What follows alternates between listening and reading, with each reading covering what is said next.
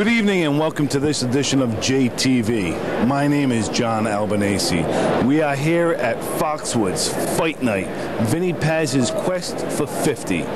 In a very short while, he will be up there fighting. For the last time? Maybe not. We will find out.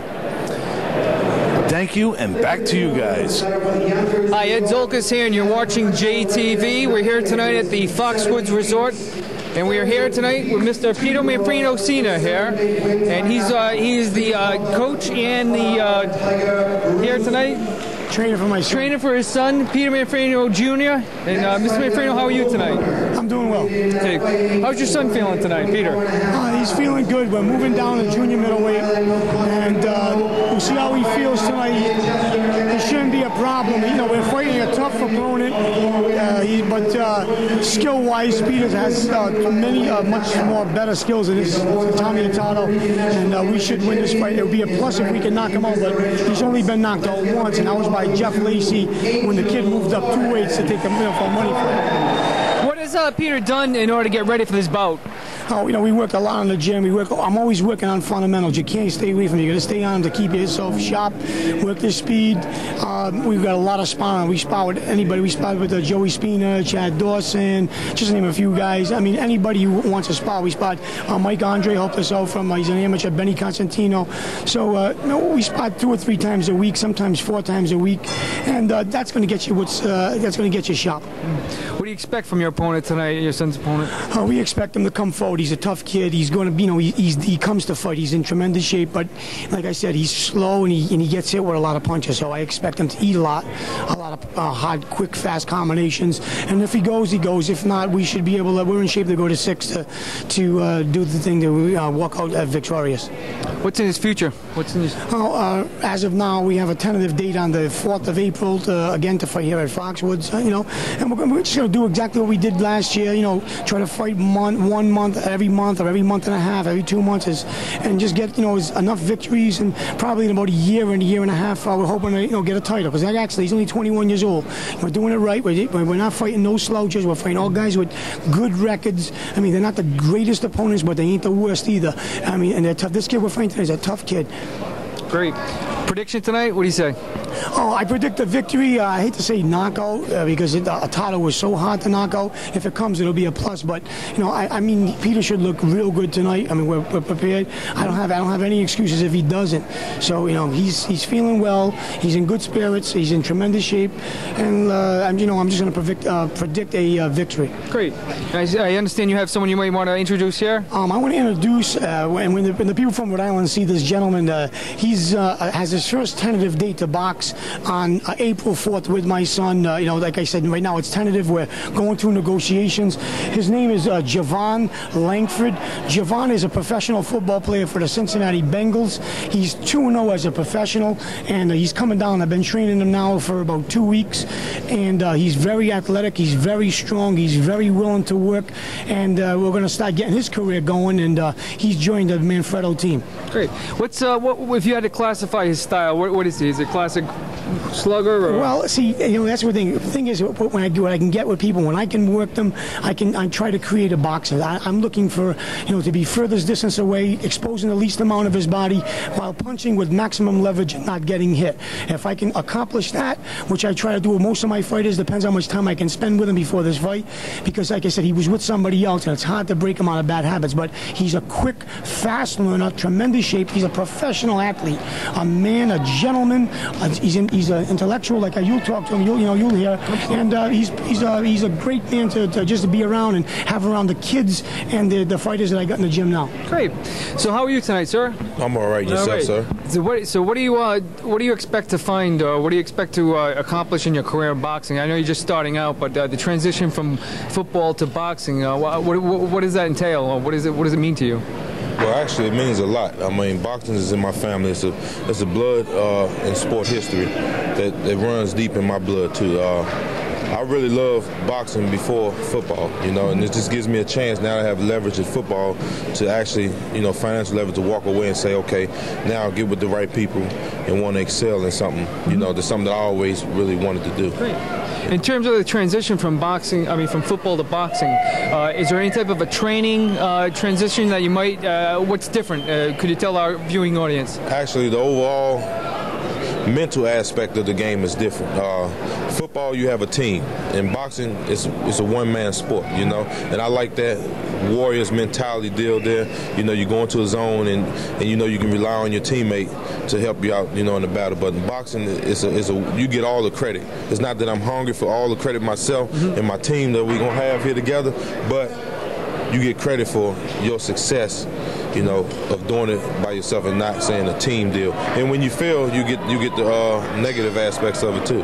One-man gladiator in the ring, huh? That's right. Yeah. All right. That's right. Well, I tell you, we're going to look forward to seeing you in the months and years to come. When's his next? Well, his first fight under my tutelage will be April the 4th. It's tentative right now. His negotiating team is, you know, they're negotiating with CES. We want to work with Jimmy because he's a tremendous, successful promoter. He consistently gets these guys work, and I think Jimmy's going to be the #1 promoter in the country in a few more years. He's got a lot of good people behind him, and that's what we want to do. We want to stay with Jimmy, and once his management gets the negotiations worked out, we're working for April 4th. No particular opponent this time? Well, you know, once we take one step at a time. Once we get the finalization on that we are fighting, then we'll sit down and I'll go through a whole bunch of people and who I think I'd want to fight. I look for different styles, and you know, I want to let them learn. Every time is a learning aspect. You know, it's like same thing with my son. I get left-handers, I get short guys, I get tall guys, I get sluggers, I get boxers. Because eventually, when you get to the top level, you're going to have to be able to you have to fight in 4 directions. So you know, we want to do all this stuff. And once I can get the finalization on the contract that he does with Jimmy and the rest of the people, and I'll look for an opponent then. Okay, great. You know what? I appreciate you taking the time to talk to us, and back to you guys on JTV. Thank you. John Albanese, JTV. Here we are in Foxwoods. VinnyPaz, quest for number 50. I'm standing with the man, the myth, right here, Billy V. The Billy, legend, how are you? baby. The legend. Doing fantastic, John. Big night here at the fights. Can't wait to get into it tonight. You yelled at me earlier not being here the past couple days. We missed you, John. Not for nothing. At least I look for you. You know you're missed when I look for you. I appreciate that. What happened the past couple days here? Well, as you know, we had a couple of press conferences, one starting at the Warwick Mall, then we moved up to Providence Place Mall, and then from there we brought it here to Foxwoods just the other day. I was there for 2 out of the 3. I was in Providence Place Mall. I was in Warwick Mall. Okay, so That's right. All right. Just to keep that straight. I just want to make sure, as far as, you know, he keeps on top of things. I wasn't there with the camera. All right. You were there in spirit. Are you going to play that on air? What's that?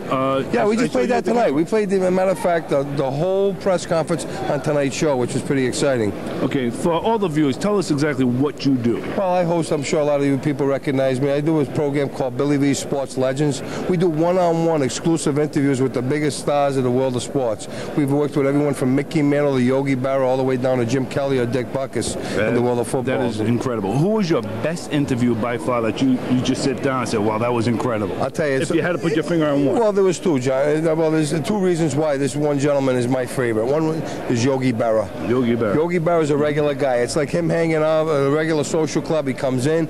You never know that he had 11 world championships. Nonetheless, he's the great Yogi Berra. But he was a great idol of my grandfather. Yep. And the day I interviewed him, which had an exclusive interview, which was very rare, is that my grandfather was present, and he didn't know that Yogi was going to be there. Is that right? So my pop fell asleep in the chair while we were waiting for Yogi to arrive by limousine. Make a long story short, I said to Yogi, Yogi, you got to do me a favor.